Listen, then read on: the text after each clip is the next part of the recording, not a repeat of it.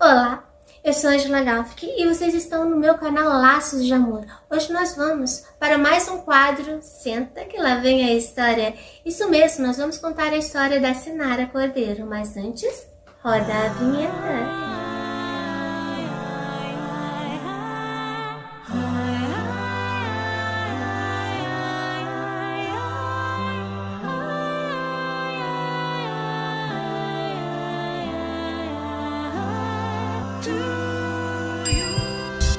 Ei pessoal, você já é inscrito aqui no canal? Não? Como assim? Olha, nós temos uma playlist maravilhosa, quer ver? Saber mais um pouquinho de histórias de adoção aqui do Senta que lá vem a história? Quer conhecer um pouquinho mais sobre a entrevista com a assistente social lá no fórum? Ou com a psicóloga lá do fórum também? Então, vocês têm tudo aqui. Agora que vocês já sabem que o canal só fala de adoção, aproveita que o momento é agora, se inscreva, ative o sininho das notificações, deixe seu like que super me ajuda e, claro, compartilha. Afinal de contas, é a nossa história que está sendo reproduzida aqui, não é? Bem, quero apresentar para vocês a Sinara Cordeiro. Ela tem 2 Instagrams. Este e também tem este outro Instagram. Ela também tem um canal no YouTube, que é este. E também, pessoal, ela escreveu um livro, este daqui. Agora que vocês já conhecem a Sinara Cordeiro, vamos conhecer a história dela. Ah, já ia me esquecendo. Como assim? Eu já esquecendo do principal, o lencinho. Você tem um lencinho aí? Pega, pessoal. Corre lá, dá tempo. Pega porque vocês vão precisar. A história da Sinara é linda. Bora lá? Senta que lá vem a história. Um pouquinho sobre a minha história de adoção. Eu sou Sinara Cordeiro, sou psicanalista, especialista em transtorno positivo desafiador e adoção. Sou mãe de um quinteto, um deles chegou pelas vias da adoção. A minha história de adoção não começou com meu filho, eu só me dei conta um dia realizando uma live no grupo de apoio, que eu falei, gente, eu sou neta por adoção. Olha, então, ou seja, a minha história de adoção começou com a minha mãe. Pois é, minha mãe foi adotada quando ela tinha 8 dias de nascida. A mãe biológica veio a óbito horas depois do parto. E a minha avó, mãe da minha mãe, que adotou, prontamente se dedicou a esse momento, a essa maternidade. E eu, desde sempre, eu conhecia a história da minha mãe, ela nunca escondeu, sempre contou. Só que eu não tinha a noção e nem a percepção disso, porque eu não sentia diferença nas condutas. Eu sempre fui neta, eu sempre fui sobrinha, então eu nunca senti essa diferença de ser ou não ser neta biológica. E até porque, né, gente, vocês sabem que o primeiro neto, no caso, a primeira neta, tem uma diferença aí, né? Tudo muito novo. Então, por parte da minha mãe, eu era a primeira neta. Então, foi tudo muito bom. E a gente sempre convivi com a minha avó, meus tios, né? Meu avô já é falecido, eu não cheguei a conhecê-lo. E tudo começou aí. Quando eu conheci o meu marido, ele já havia adotado o meu filho. Gente, entendam, tá? Eu não consigo falar... é meu filho, pronto. Vocês vão entendendo aí, lutem para compreender essa dinâmica. Então, meu filho foi adotado com 10 meses. Ele saiu de um abrigo. Não temos nenhuma informação sobre a genitora, nem o genitor. Então, não temos nenhuma informação a respeito. E quando eu conheci meu marido, eu estava começando o relacionamento. Então, eu tinha uma cachorrinha chamada Pete, super natural esse nome, né, gente? Quem nunca teve uma Pete na vida? Aí, eu brincando no quintal com eles, e de repente eu falei, vem da mamãe, Pete. E eu não acreditava que o meu filho me chamaria de mãe, no máximo uma tia. Eu estava bem adaptada nessa intenção de, vou ser uma boadrasta, né? E de repente ele me solta essa pergunta: você é a mamãe da Peach? Eu respondi: sou a mamãe da Peach. Você cuida dela? Cuido.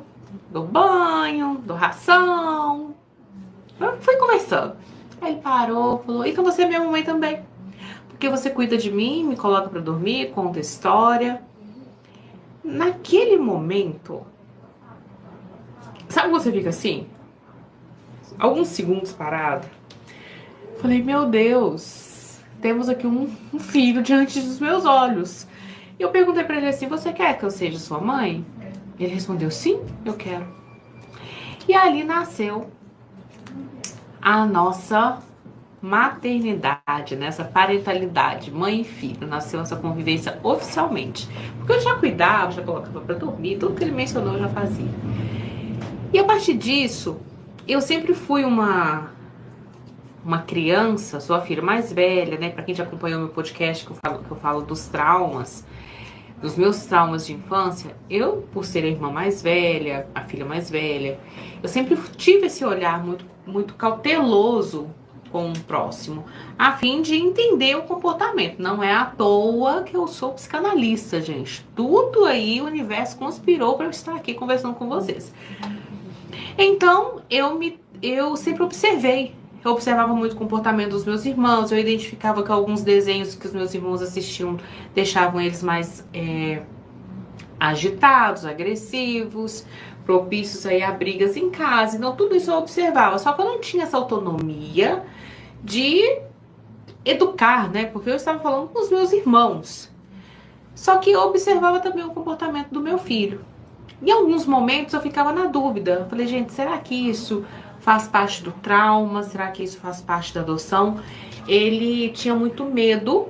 Um dos medos que meu filho tinha era de ser pego. Sabe quando a gente pega a criança, o bebezinho, e joga pra cima? Na brincadeira. Ele tinha muito medo desse tipo de comportamento.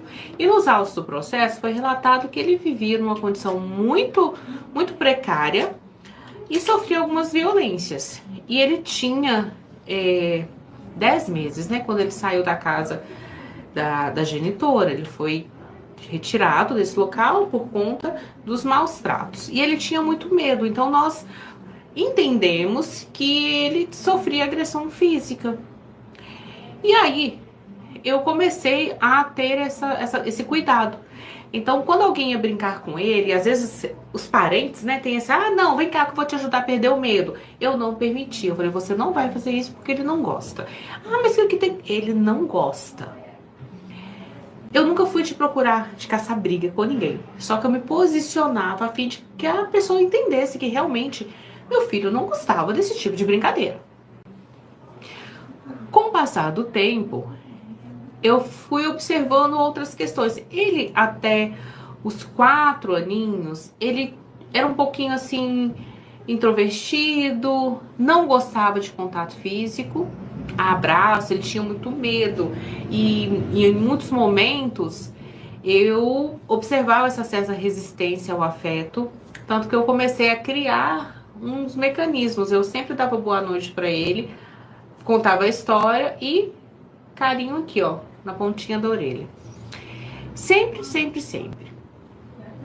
Porque era o que ele me permitia fazer. E aí vocês pensam, né? Nossa, mas ele foi adotado bebê, então não tinha disso. Eu conheci, é bom falar isso também, né? Quando eu conheci meu esposo, ele já tinha 2 anos e meio. Então eu cheguei na vida dele, ele estava com 2 anos e meio. E ele muito esperto, sempre conversava muito atento a tudo e a todos.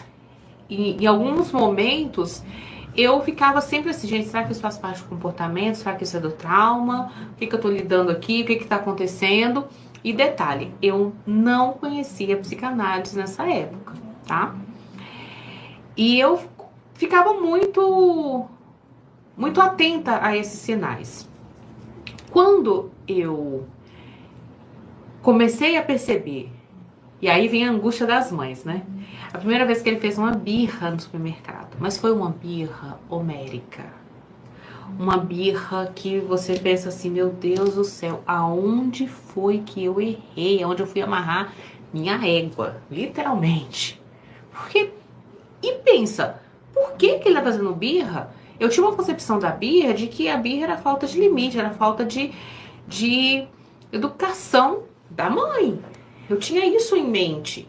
E eu acreditava que o meu filho nunca faria birra, porque eu estava fazendo tudo direitinho. Inocente, né? E aí eu perguntei para um grupo de amigas, seus filhos fazem birra? Elas responderam não, nunca fizeram. Só de olhar, os meninos entendem. Aí eu já comecei assim, eu não sei olhar, né? Eu preciso treinar esse contato visual. E não dava certo. E naquele momento, naquela época, realmente batia no meu filho.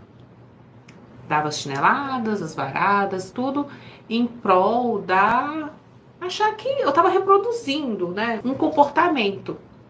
E o que que eu observava? Parecia que pior ficava. Eu ficava assim, meu Deus do céu. Por que que não está resolvendo? Sendo que todo mundo fala que quando você bate, o menino aprende. Eu fui uma criança que apanhei muito. Eu fui essa criança que apanhei. Mas ao mesmo tempo eu ficava sem entender. E ele sentia muito medo. E aí eu me consumia na culpa porque ele tinha umas referências negativas, né? Que veio aí da família biológica com relação à agressão. Então, se ele já tinha uma certa resistência ao afeto, com eu tendo essa postura, era muito pior.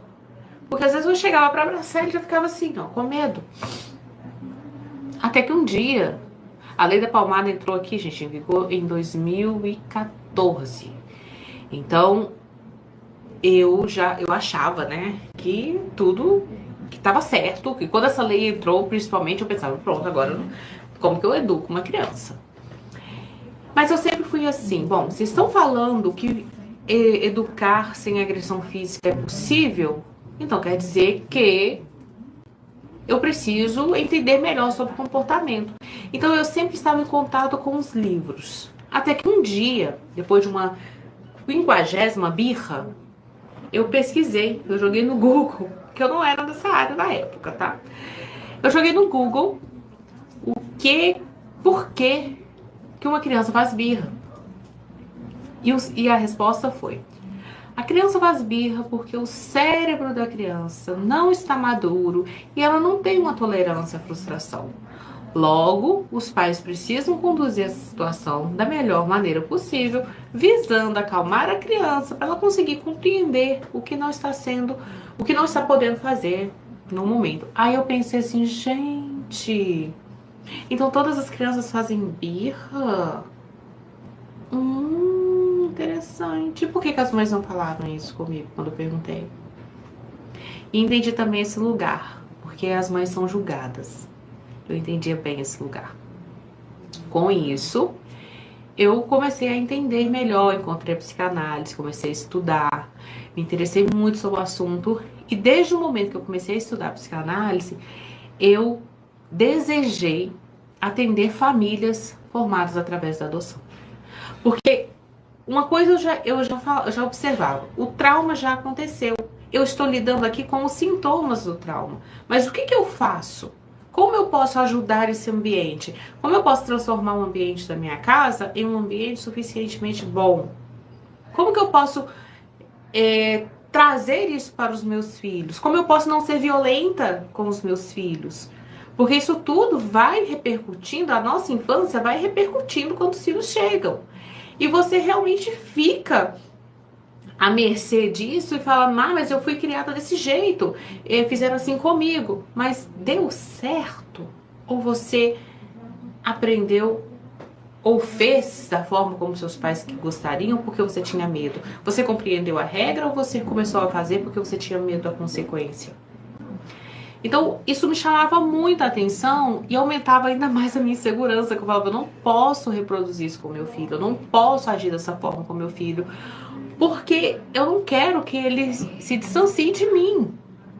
Então, um dos fatores foi ter essa consciência, reconhecer que eu precisava de ajuda.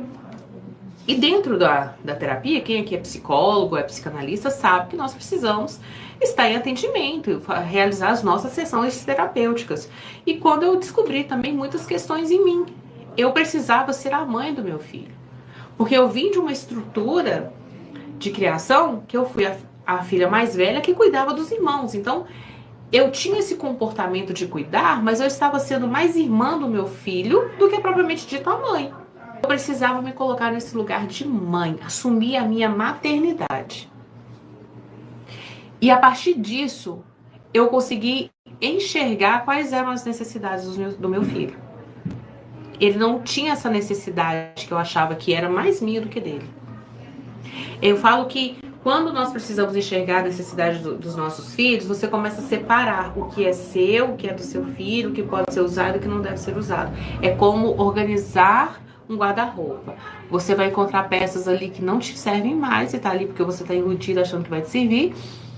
E você vai precisar tomar uma decisão. Eu vou guardar ou eu vou usar? Vai serve ou não serve? Então, você vai enxergar também o seu corpo, o seu momento, o seu hoje. Isso é um divisor de águas. Quem me acompanha sabe de que eu falo muito disso. É um divisor de águas. E quando eu assumi essa maternidade com meu filho, foi quando eu descobri também que ele gosta até hoje, né? Ele gosta muito de música.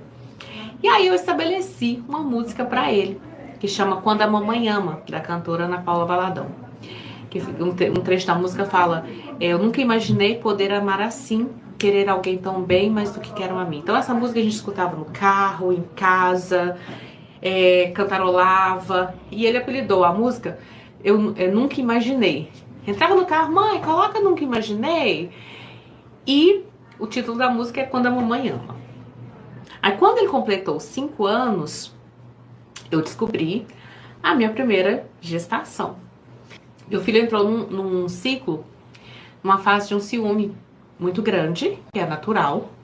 Só que o ciúme dele tinha uma referência muito negativa. Porque ele acreditava que quando o bebê nascesse, eu ia devolvê-lo para o abrigo. Ah, um detalhe importante, gente. Quando meu filho completou 3 aninhos e meio, ele começou a ter curiosidade sobre a origem dele, de onde ele viu uma gestante e falou: mamãe, eu saí da sua barriga. E foi aí que nós começamos a contar a história dele. E essa história nós contamos assim, de uma forma muito, muito lúdica, falando a verdade, mas uma verdade que ele conseguisse suportar, tá? Não é uma questão, você estava num lugar horrível, não precisa disso. E tampouco nós não desmerecemos a genitora, sempre falamos muito bem dela, que ela tinha assim algumas dificuldades, só que ela também teve uma consciência. E se ele está aqui hoje, estava com a gente, né? É porque ela teve uma boa decisão, ela se preocupou com ele. E sempre falávamos isso. Quando eu engravidei, ele sentiu muito ciúme, porque ele achava que eu ia fazer uma troca. Então o comportamento dele ficou muito desafiador, de ficar distante de mim. Ele chorava aparentemente, sabe aquele chorinho assim, você olha assim, tá chorando por quê? Sem motivo algum. Tinha um motivo sim. Ele estava muito inseguro. Tanto que numa sessão de terapia que ele estava fazendo, a psicóloga me chamou e falou: olha, seu filho tem muito medo de você abandoná-lo em algum lugar. Tanto que ele tem medo de sair com você sozinho. E aí eu me dei conta que quando nós saíamos juntos, sem o pai, ele tinha um comportamento assim insuportável, gente. Era insuportável. Aquele comportamento que você ficava exausta, não conseguia fazer o que tinha que fazer. Por quê? Era uma forma que ele tinha, a comunicação, para ele não se esqueça de mim, era tendo aquele comportamento desafiador. E aí, as pessoas falavam comigo, eu comentei na época com a minha mãe, eu falei: então evita de sair, porque pode ser muito perigoso. Eu falei: não, eu preciso sair. Eu não tenho uma rede de apoio. E não é uma opção ele ficar, e não é uma opção também eu deixar de fazer o que eu preciso. Então eu comecei a falar com ele de algumas formas. Falei: olha, meu filho, você vai sair comigo e voltar comigo. E durante o percurso, eu vou te segurar bem firme. E eu segurava assim no braço e falava, eu estou te segurando firme porque eu não quero te perder. Eu preciso de você juntinho comigo. E sempre era assim. Eu falava todo o roteirinho, olha, nós vamos passar em tal lugar, vamos fazer isso. Eu conversava a respeito. Muitas pessoas falavam, mas você vai ficar dando satisfação da sua vida o tempo todo para esse menino, para essa criança? Como assim? E depois, gente, eu não sei te falar qual foi a última vez que eu precisei reforçar que ele ia e voltava comigo. Porque você vai percebendo que a criança vai sentindo essa segurança. Quando a minha barriga começou a crescer, ele conversava com o irmão, e a gente fazia planos juntos, ele participou todo do processo de enxoval. Eu não gostava quando as pessoas falavam assim, ah, vai perder seu lugar, né, vai perder seu colo. Eu sempre falava, não, você nunca vai perder seu colo, você vai compartilhar esse colo. E ele aceitava, tinha hora que ele falava que, ah, eu vou dormir na garagem, eu vou dormir na rua, eu nunca mais vou dormir dentro do meu quarto. E aí o que foi preciso? Quando o irmão nasceu, ele começou a ter mais ainda o comportamento, tanto que ele tinha momentos que agredia o irmão, beliscava. E o que eu entendia? Que eu precisava proteger os dois, porque tinha um bebê e tinha uma criança que tinha muito medo de toda a situação que estava acontecendo. As pessoas iam visitar, nossa, cadê o bebezinho? Ai, que lindo! E ele ficava lá, por mais que a gente tenta interagir, incluí-lo dentro de todo o processo, não impede da criança sentir esse medo. Então, eu tinha muito medo também dele sentir tudo isso. E aí teve um dia que eu fiquei pensando, falei, gente, como que eu posso fazer para ele entender que ele não está dormindo na rua, na garagem. Ele falava assim, ah, eu vou dormir então junto com a Pete, né? Eu fazia assim, eu vi a cachorrinha dormindo lá de fora de casa. Eu falava, não, meu filho.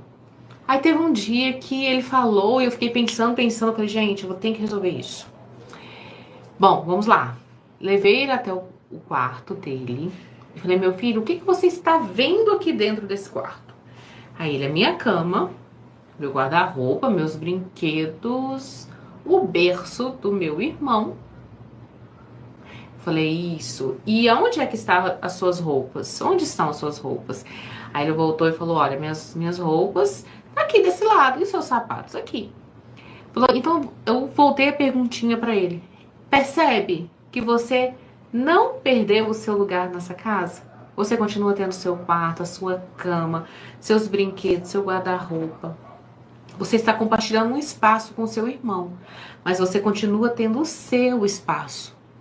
Eu não tirei as suas coisas para colocar do seu irmão. Eu providenciei um guarda-roupa maior para caber suas coisas e as roupas do seu irmão. Os brinquedos também é a mesma coisa. Você continua tendo seus brinquedos e os brinquedos do seu irmão são brinquedos diferentes, próprios para a idade. E a partir daquele momento eu entendi que ele ficou assim, sabe? Ah, até que ela tem razão. Sabe assim? Até que ela tem razão. E ele vinha sempre pra nossa cama pela manhã. Eu sou muito a favor da cama compartilhada, tá? Cada um sabe da sua realidade. A minha realidade foi essa. Ele dormiu com a gente em cama compartilhada. Ah, ele tinha 2 anos e meio? Tinha. Ele dormia no quarto dele. Depois ele sentiu essa vontade. Ele teve uma regressão de ficar. E eu deixei ele ficar na minha cama.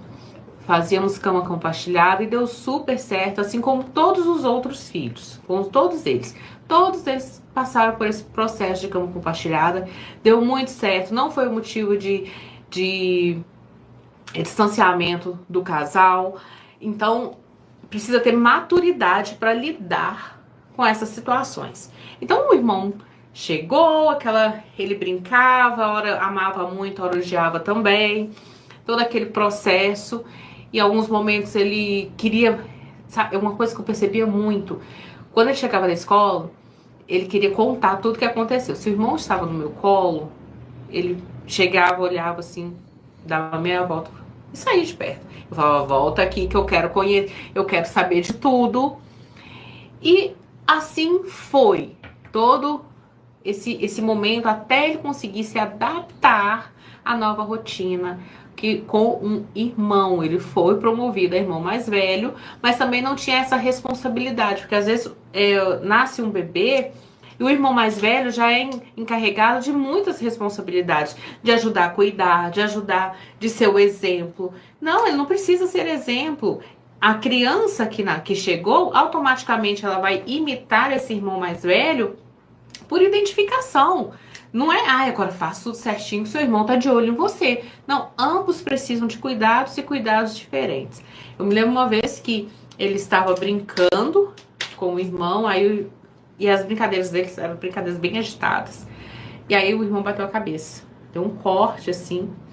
E um detalhe muito importante, que toda vez que acontecia alguma coisa, que meu filho estava inserido no meio disso, a família sempre falava: nossa, olha o que ele fez com o irmão, abre seu olho, cuidado, não pode deixar sozinho, porque não sabe, ele pode sentir raiva, porque agora você tem um filho da sua barriga. E eu sempre fiquei muito incomodada com isso, porque, gente, ele também é meu filho. Ele também é meu filho.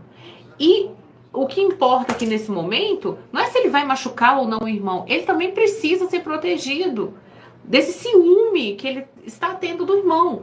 E eu não enxergava essas ações como algo assim, nossa, que maldade que ele está fazendo. Eu sempre percebia que ele precisava ser conduzido de uma forma diferente, porque ele não estava conseguindo lidar com essa raiva, com esse ciúme, e ele não estava direcionando esse sentimento para canto nenhum, senão para o irmão.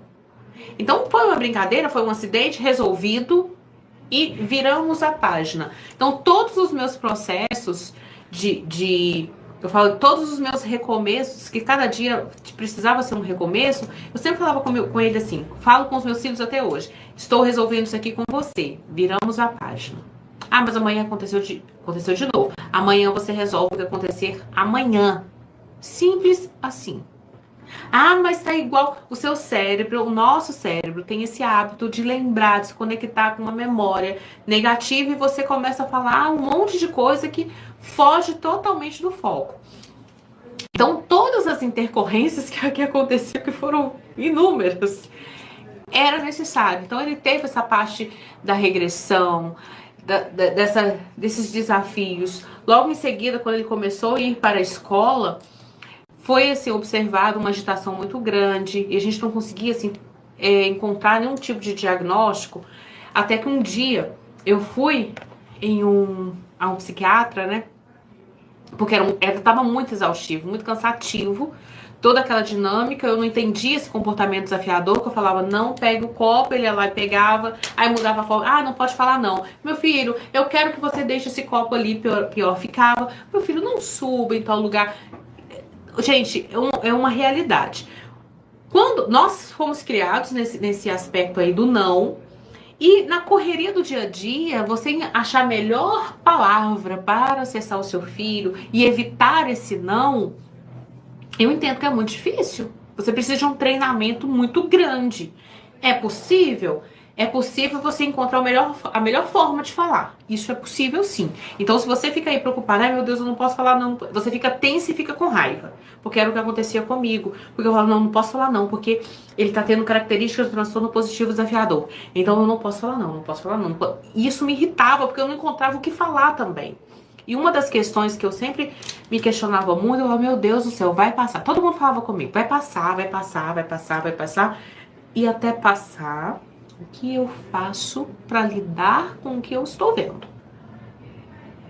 E eu não encontrava a resposta. Mais ainda, eu quis estudar a respeito para entender esse. Diante de todas essas intensidades, eu descobri que meu filho, ele conseguia me compreender contando, quando eu contava história. Então, para quem aqui já me conhece, já conhece meu trabalho, sabe que eu mando áudios contando história, a história real ali da criança, para ela se conectar com o que está acontecendo. E foi dessa forma que eu conseguia explicar que não deveria fazer tal coisa, que não se deveria se comunicar dessa forma agressiva com as pessoas. Ele compreendia muito bem as histórias. Acontece que Na época eu não gravava esses áudios, eu inventava na hora. E ele falava assim, conta de novo aquela história. A senhora contou ontem, eu falava, que história, meu Deus. Eu tentava reinventar a história, né? Mas eu não conseguia porque eu inventei e esquecia mesmo toda aquela inspiração do momento. Hoje eu já tô tendo um recurso aí com o celular que a gente grava, né? Então assim eu consegui passar essa mensagem. Outro ponto importante, quando aí nasceu, eu engravidei do Henrique, ele já tava mais assim, o Ícaro já tava mais familiarizado com a primeira gestação, não teve tanta intercorrência, ele entendeu mais rápido, assimilou bem esse processo. Não percebi um excesso de ciúmes, foi o ciúme natural, agora ao invés de um, eram dois com ciúme, mas eles receberam muito bem o irmão. E eu sempre falava com eles, olha, vocês não estão dividindo a mamãe. E um detalhe também, gente, que eu me questionava muito, porque teve uma vez que eles, o Enzo e o Ícaro, o Henrique já tinha nascido, o Henrique tinha assim uns 5, 6 meses. Eles me perguntaram uma coisa assim, mamãe, quem é que a senhora ama mais? Coloca a gente na berlinda, né? Eu falei, meu filho, eu amo vocês igual. Amo de paixão. Mamãe, não. Só ela tem que amar mais. E aí eu ficava, meu Deus do céu, o que eu respondo pra esses meninos? E eu não respondia nada. Aí eles distraíam com outras coisas e tá. Aí teve um dia que eu pensei assim, mas por que uma mãe precisa amar mais um filho do que o outro? Aí eu fui entender que isso já é de geração, né? Que, não, tem um filho que eu amo mais, que tem aquele que a gente se preocupa, daqui que a gente tem mais, assim, tem mais concordâncias de pensamento. Aí eu comecei a pensar, se eu tenho 5 filhos, será que eu posso substituir aquele que eu acho ou que eu acredito que eu não ame tanto assim? Aí passou um tempo, lá vem os dois felizes, perguntando a mesma coisa. Mamãe, quem você ama mais?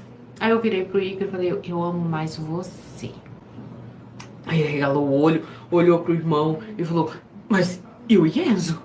E o Henrique? Eu falei, eu amo mais você porque você é único. Eu só tenho um Ícaro aqui na minha casa. Um Ícaro que tem, eu não lembro a idade, tá? X idade. Só tem um Enzo aqui nessa casa. Então eu amo o Enzo porque ele é único. E o Henrique porque ele é único. Então cada um aqui recebe o meu amor de uma forma única. E é exatamente isso, gente. Se você tem mais de um filho, o amor que você tem por cada um deles é um amor único e insubstituível. Você ama os seus filhos. Mas tem um que me compreende melhor. Tem um que você precisa falar uma vez só, ele te compreende e pronto. Mas aquele que você precisa falar 5, 6, 7 vezes, não quer dizer que você o ame menos. Ele te desafia mais, ele requer de você um diálogo, ele questiona, ele pergunta, por que eu tenho que ficar sentado? Por que eu não posso colocar a mão na comida agora antes de todo mundo pegar? Por que eu não posso fazer?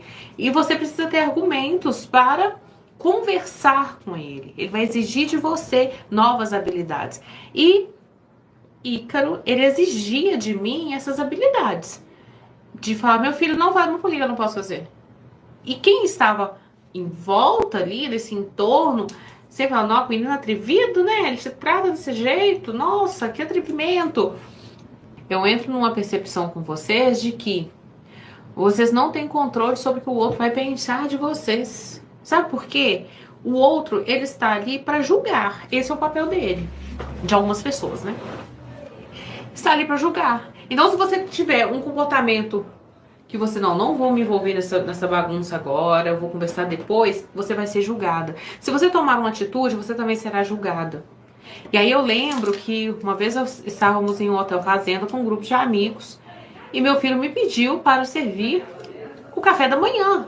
E você fala, nossa, tô arrasando como mãe, o menino já tá se servindo sozinho. Que maravilha. Foi lindo mesmo, eles tomam café direitinho, foi uma maravilha. Na hora do almoço, ele muito agitado, eufórico ali, deixa eu servir meu almoço? Pode, café da manhã deu tudo certo. E ele serviu. Só que ele colocou prato principal com sobremesa. E colocou, gente, tudo. Então tinha feijão com doce de goiabada. Eu lembro disso. Dá até gastura. E eu fui aonde as outras pessoas estavam, nossos amigos estavam. Eu me sentei. Quando ele chega com um prato assim, me olhando, né? Tinha de tudo nesse prato. Uma mistureba. Eu falei, meu Deus. Na hora eu precisei pensar rápido. Porque enquanto isso, as pessoas chegavam e olhavam pro prato dele. Sinara, você viu o que ele está comendo? Eu vi. Eu pensava, se eu tomo esse prato dele agora, ele vai começar a chorar. Essas pessoas vão falar que ele é criança e tá tudo bem deixar largar. Eu não vou fazer nada. E eles estão me cobrando uma atitude. Em resumo, o que eu fiz? Almocei. E a única coisa que eu falei foi, meu filho, toma um copinho d'água que eu acho que você vai precisar. Então, como ele tinha essa característica do transtorno positivo desafiador, de desafiar, acabou que as pessoas ajudaram ele a comer quase tudo. Por quê? Porque eles estavam duvidando dele. E eu fiquei assim, não vou ter nenhum tipo de reação agora, porque não é o momento. Eu sabia que qualquer coisa que eu fizesse só ia aumentar minha raiva e a situação ia ficar caótica. À noite, estávamos indo no quarto e ele perguntou, mamãe, eu posso servir meu jantar? Mas ele, na cabecinha dele, eu não ia deixar, porque era o que eu faria antes. Eu ia querer medir forças, agora quem tem controle sou eu. Nesse momento eu abaixei, falei com ele assim, meu filho, quando você serviu o almoço, foi legal? Você gostou da forma como você colocou ali a comida? Ele, não, foi difícil de comer. Com isso, o que você precisa fazer? Primeiro eu vou jantar e depois eu como sobremesa. Isso. E aí lá vai ele, né, feliz da vida, servindo o jantarzinho dele. E aí teve um ser humano que virou, você vai deixar ele servir a comida novamente depois do que ele fez na hora do almoço? Aí a gente responde, né, vou. Ele já está servindo. Entende que as pessoas o tempo todo vão te cobrar uma postura e vão te julgar por qual postura você tomar naquele momento. Então, em algumas situações, a melhor forma de reagir é não reagir. Meu filho não estava se colocando em risco. Ele não estava querendo tomar 1 litro de desinfetante. Não era isso que ele estava querendo fazer. Então, tem coisas que você pode sim permitir e depois, no momento oportuno, resolver a situação. E foi tão bom, foi tão legal esse momento que ele falou assim, e aí, mamãe, agora eu fiz certo, né? Eu falei, fez, filho, agora você entendeu como servir a sua refeição. Primeiro o prato principal, depois a sua sobremesa. E foi ótimo, eu não fiquei estressada, o ambiente ficou harmonioso e os incomodados à volta que lutem pelo incômodo, porque o tempo todo as pessoas vão estar te julgando. E se você reagir segundo o que os outros estão pensando, você não se vincula com a sua criança. Você não se vincula, você não consegue enxergar o que seu filho precisa. E eu gosto muito de falar isso, você precisa manter o foco. Ai, meu filho está tirando nota baixa. Ai, meu Deus. Sua cabeça fica, tô pagando escola, tô pagando material, tô pagando uniforme, tô comprando tênis, mochila, internet, pagando professora. E você começa a falar dessa forma com seu filho. E o que acontece? Você foca no que precisa ser feito, que ele precisa ter uma atenção, que ele precisa... ele está apresentando uma dificuldade em uma matéria? Não, você foca apenas na sua frustração com essa criança. Isso dificulta a vinculação. E se colocar nesse lugar, eu sou a mãe, você é o pai dessa criança, e trazer essa responsabilidade. Porque o que eu percebo muito dentro da adoção, que existe um fantasma, que, nossa, parece que em algum momento alguém vai entrar por aquela porta falando que é a genitora, que é o genitor, e fala, devolva meu filho, que o filho é meu. E você fica com essa dificuldade de exercer a sua parentalidade com essa criança. Então, em todo tempo, as pessoas sempre falavam comigo, nossa, Sinara, quando seu filho tiver grande, vai te dar um pé na bunda e vai caçar a genitora. Até eu tenho vontade de procurar ela, gente. Até eu tenho um monte de curiosidade de saber quem é essa pessoa. Mas... E ele não externa essa curiosidade Ele fala, não quero saber quem é. E a gente não estimula a raiva. Nós não estimulamos essa raiva. Olha, ela fez o que deu conta com as possibilidades que ela tinha. E agora o que você vai fazer com isso? E um detalhe importantíssimo também, que toda essa trajetória, né? Lembra que eu falei no início que o meu marido, quando eu conheci, ele já tinha realizado a adoção. Na época ele tinha um outro relacionamento. E aí quando meu filho completou 15 anos, ele falou, vou morar com a mãe adotiva que estava lá no registro. O meu nome não tinha sido incluído na certidão dele. Isso doeu muito. Doeu muito. É aquela situação assim, rasgou meu peito. De fazer terapia 2 vezes na semana. Porque é aquela dor do ninho vazio, sabe? Como assim? Como assim? E ele foi. Eu entendia também que ele precisava ter esse momento, precisava ter essa experiência. Só que o tempo todo, todo o processo, né? Desde quando nós começamos a nossa vinculação, eu sempre priorizei essa memória. Eu preciso fazer o meu lugar no coração do meu filho. Assim como todos os outros. Eu tenho o meu lugar, eu tenho... Aonde se eles mudarem assim pro Canadá, eles vão saber, nossa, que minha mãe fazia. Tanto aqui na minha casa, tem algumas coisas que eles gostam que o pai faz e outras que eu faço. Então, o estrogonofe tem que ser o meu, porque eles falam que o meu, ele tem cor. O macarrão com carne. O meu marido faz um macarrão. O macarrão é meu pai. Então, eles têm algumas coisas que eles gostam de fazer, que um ou outro, né, prefere o pai, e eu também. Então, a gente precisa criar essa memória. E o vínculo, ele acontece todos os dias. Ele precisa acontecer todos os dias, porque e a todo momento você precisa reduzir a sua expectativa, entender que você está preparando seu filho para enfrentar esse mundo. E como que ele vai enfrentar? De que forma? Quais são as ferramentas que ele tem no momento para conseguir enfrentar esse mundo? Então, quando ele foi, eu sofri demais. Foi um momento assim, foram 2 meses de muita angústia, de muito assim, aquele luto, literalmente. E eu sempre falei com todos eles, falei, olha, eu não admito eu te mandar mensagem e você não me responder. Ainda que seja assim, mãe, estou ocupado, não posso falar agora com você. Precisa responder. Eu falei a mesma coisa com ele, olha, você vai, mas eu vou te mandar mensagem todo dia, você me responde, hein, menino? E assim ele fazia. A gente conversava todos os dias. Eu sei que foi muito difícil para ele também, que foi um ambiente completamente diferente, uma rotina diferente. Ele precisava viver uma nova adoção nessa casa. Passou 6 meses, o menino volta. Ele me manda assim, mãe, eu estou querendo voltar para minha casa. Aqui não é o meu lugar. Eu não me reconheço nesse lugar. A gente fica como, né?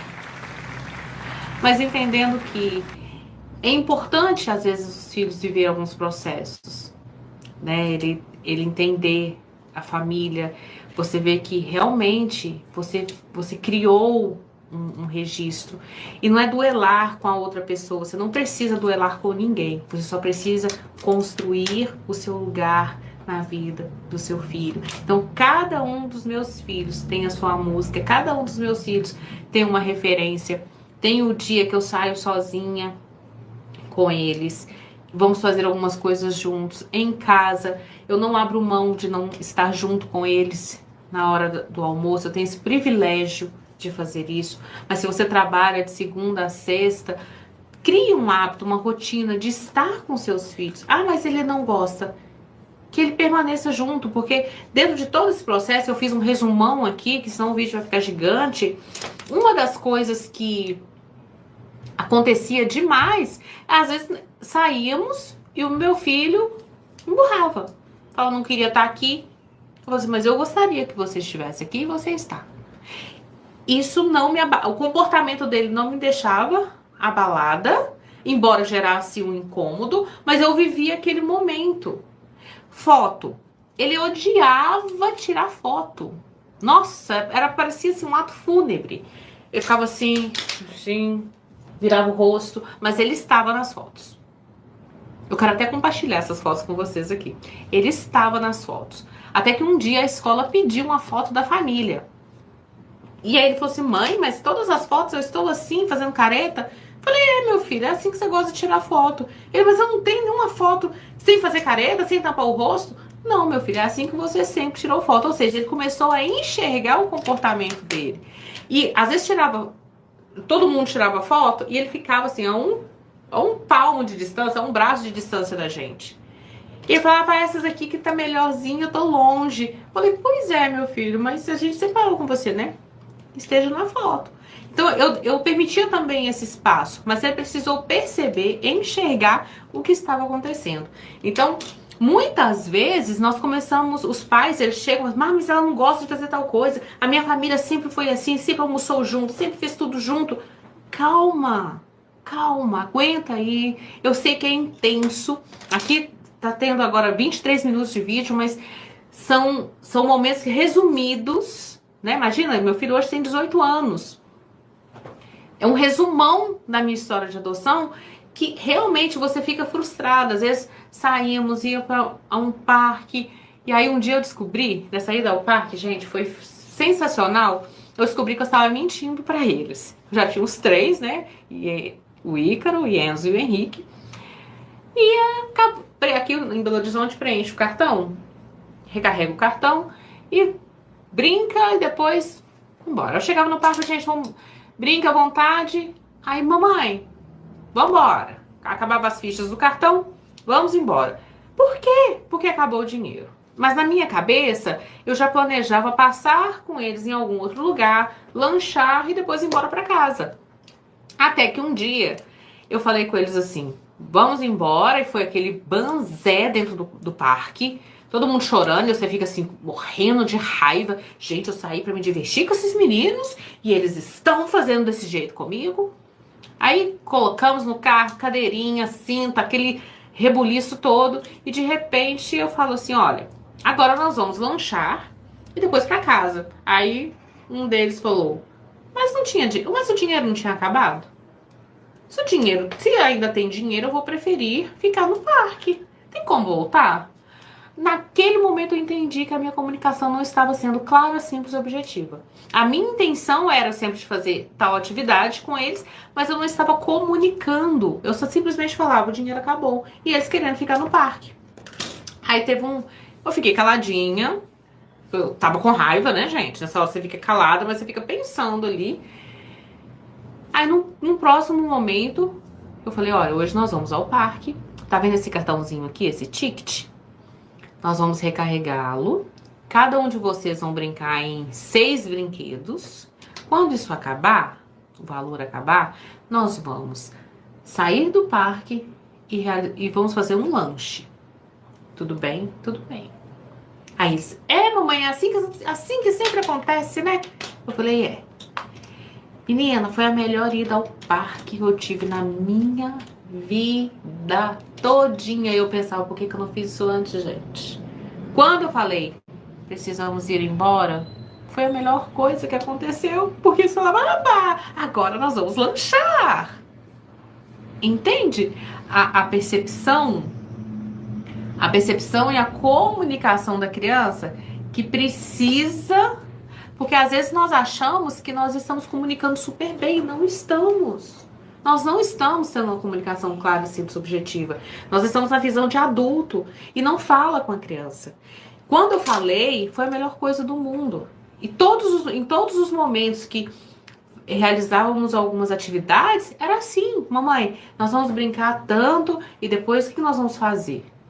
Então, reduziu. Às vezes tinha frustração, porque é muito legal ir ao parque, brincar. Tinha frustração. Mas eram momentos, assim, com uma curta duração de intensidade. Dava um bizil, não quero ir embora. Mas ia, por quê? Eles começaram a entender o processo. Lembra assim, a birra é um fenômeno que acontece no cérebro da criança por conta dessa imaturidade. E às vezes acontece também no cérebro de adulto também, né, gente? Que às vezes tem muitos adultos fazendo birra. E é tão importante que nós precisamos entender e não se tornar pais opositores, querendo medir forças. Eu falo, seu filho está num momento que parece um convite para briga, recusa esse convite. Não vá brigar junto com seu filho, porque senão fica parecendo duas crianças brigando. Pelo quê? Tem hora que eu falo, não sei nem por que eu comecei a brigar com o menino. Então nós precisamos ter essa consciência. Então todos os comportamentos desafiadores que eu tive com meu filho, eu fui aprendendo. E se hoje eu falo sobre adoção, se hoje eu falo com famílias, porque realmente existe sim possibilidades. Existe sim esse lugar de acolhimento para os pais, porque eu sentia muita falta.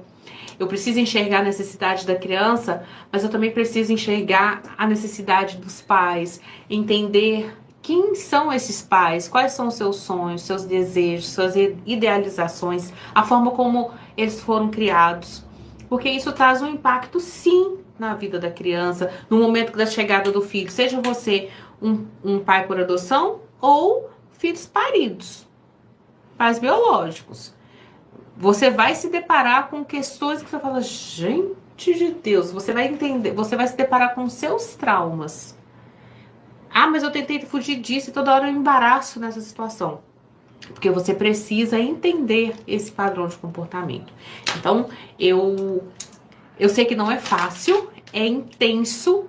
E todos os dias, se você falar assim, o vínculo durou quanto tempo para ser construído? Ele está sendo construído até hoje, com referências. Eu preciso sempre lembrar quem eu sou na vida dos meus filhos. Eu sou a mãe, eu fiquei com raiva, eu fiquei frustrada, eu fiquei decepcionada com uma atitude deles. Eu não esperava alguma situação, só que eu preciso ser essa adulta, eu preciso me recompor na minha expectativa e enxergar o que eu preciso fazer. E muitas vezes eu precisei pedir desculpas para os meus filhos. Principalmente quando eu era aquela mãe que acreditava que bater educava. E bater não educa, bater gera traumas. Ah, mas eu tô ótima aqui. Não, gente, você não tá ótimo. Você tá inseguro, você tem crise de ansiedade, você acha que todo mundo vai se aproximar de você para fazer alguma coisa ruim. Você se permite estar em locais onde as pessoas estão tendo um comportamento tóxico com você porque você não tem forças para falar não. Então, tudo isso faz parte, porque quando você foi uma criança, se você falasse não para os seus pais, você apanhava. Então, acaba que você vai levando a vida nesse sim, com dificuldade de falar não, e a origem disso está lá na infância. Realmente, a infância é o chão que a gente pisa. Mas para isso nós precisamos ligar essa lanterna e entender aonde é que nós estamos pisando. Porque tem coisas que você vai mudar, você vai descobrir, você vai ressignificar a sua história. E outras coisas você vai manter ali. Mas na certeza de que aquele padrão de comportamento não faz mais parte da sua vida. É quebrar o ciclo. É entender que você pode criar outros caminhos. Sou grata, reconheço os pais que eu tive. Agora eu só tenho apenas a minha mãe. Mas eles fizeram que tinham condições, nas condições que eles tinham, no momento que da vida deles, o que foi feito, foi feito. E eu entendo muito isso. Mas agora eu também posso decidir o que eu quero fazer da minha vida, o que eu quero fazer, como eu quero educar meus filhos. Da melhor maneira possível, não quer dizer uma perfeição. Não se iludam, tá? Perfeição, ela não existe. Ela é uma fantasia que dói muito e dificulta enxergar essa realidade. Então, se você tem uma dificuldade de desvinculação com seu filho, faz um feedback, faz um retorno, tem um retorno com a sua história, porque provavelmente você está tendo um embate com a sua criança interior.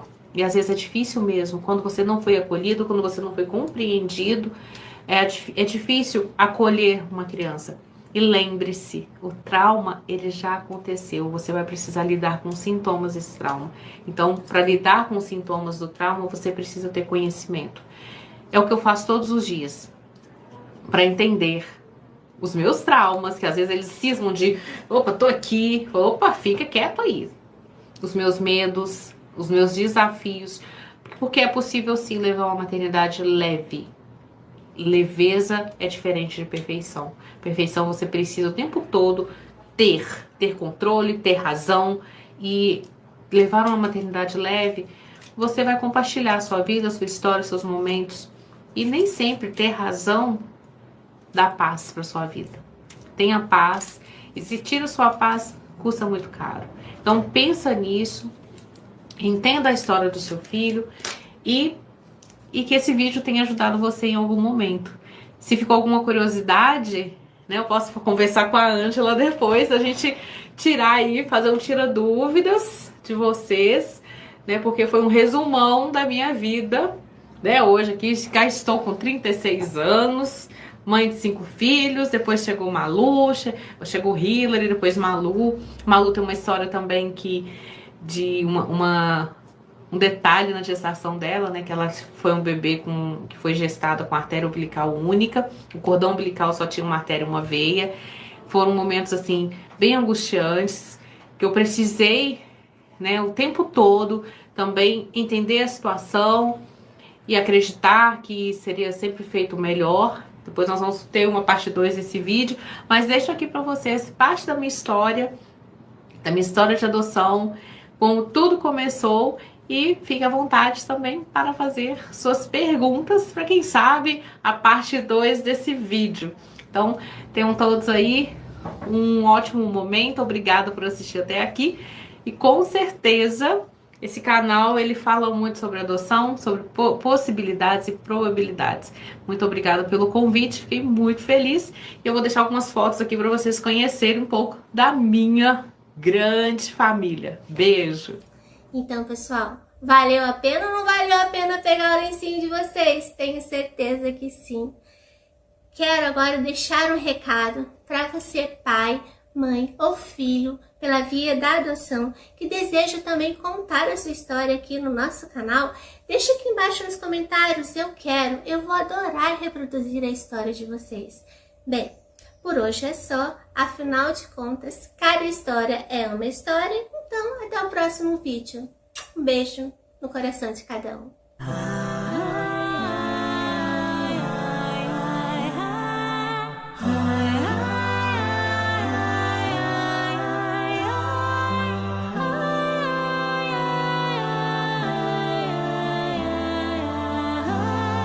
Do